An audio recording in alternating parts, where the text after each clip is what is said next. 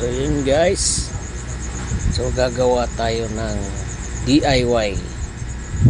So merong akong headset na sira, sinira ng anak ko. So ang gagawin ko nito, DIY ko to, gawin ko tong intercom na gagamitin ko dun sa helmet para pagka tumawag na sa biyahe, andun na sa loob. So gagawin ko guys, ganito ang gagawin ko, panoorin nyo lang hanggang sa dulo.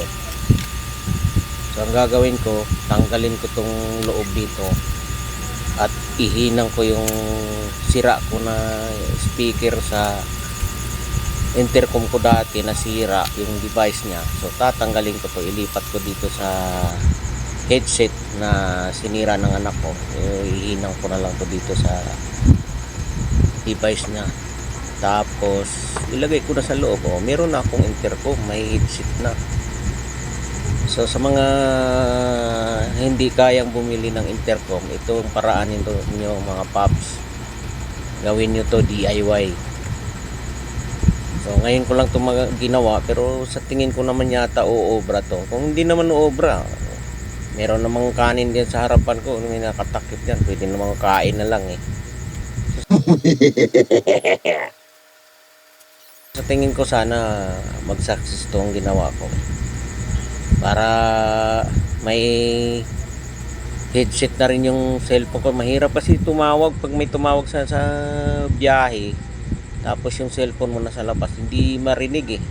Kaya naisip kong gagawa na lang ako ng DIY na intercom. Pero hindi to intercom headset lang to, kasi yung intercom talaga niyan dati nasira.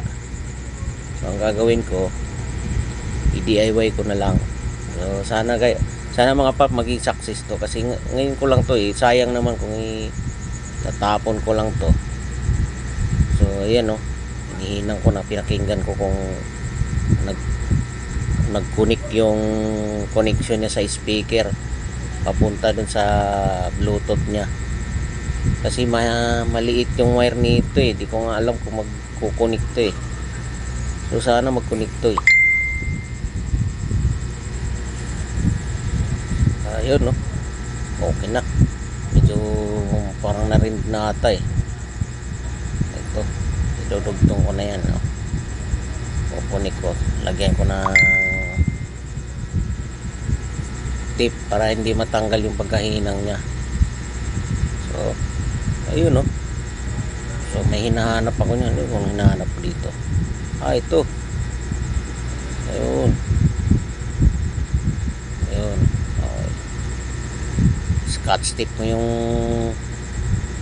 board nya para hindi magdikit-dikit, baka kasi mag short yan lalong masisira na yan, hindi na tuloy gagana. Galing ngayon lang ako nakakita ngayon lang nakakita ng ganyan DIY intercom using by headset na sira. Yan ilalagay ko na sa helmet. Pinaklas ko na yung mga foam nya sa loob para ikabit ko na yung speaker sa loob. Madali lang naman yan ikabit mga paps, kasi may abang na yan na butas din sa loob ng helmet lagayan talaga ng intercom yan so wala akong intercom, kaya ayan na lang, pwede naman siguro yan.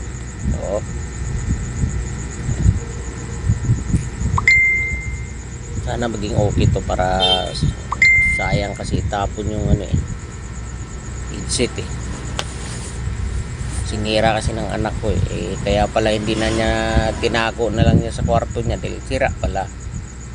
Binili ko rin yan, binigay ko sa kanya sinira lang, kaya sabi ko daling ko na lang yan, gawan ko ng paraan. Ayun nakabit na.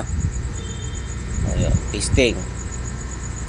Wala pa, inayos pa yung foam kasi mahirap kasi yung yung pagsiksik niya kailangan maging maayos na hindi nakasagabal sa ulo.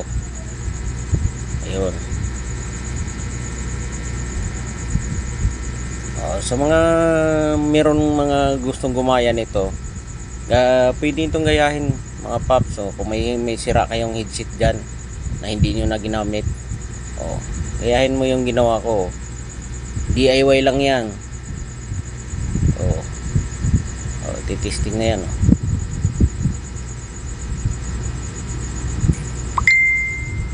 Ayun, oh.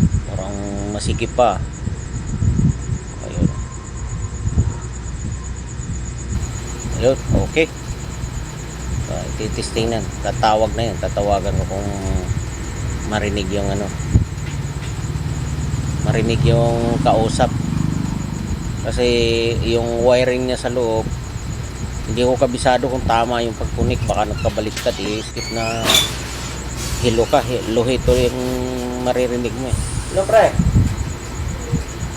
ano baliktad dyan?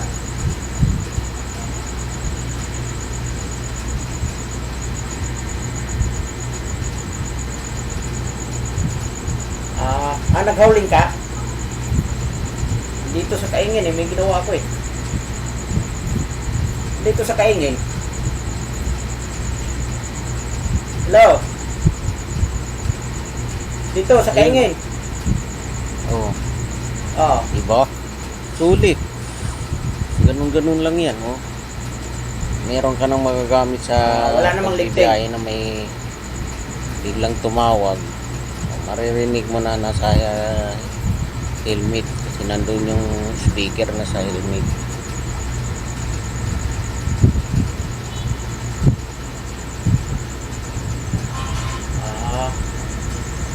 dito ko sa Kaingin inayos ko yung radyo.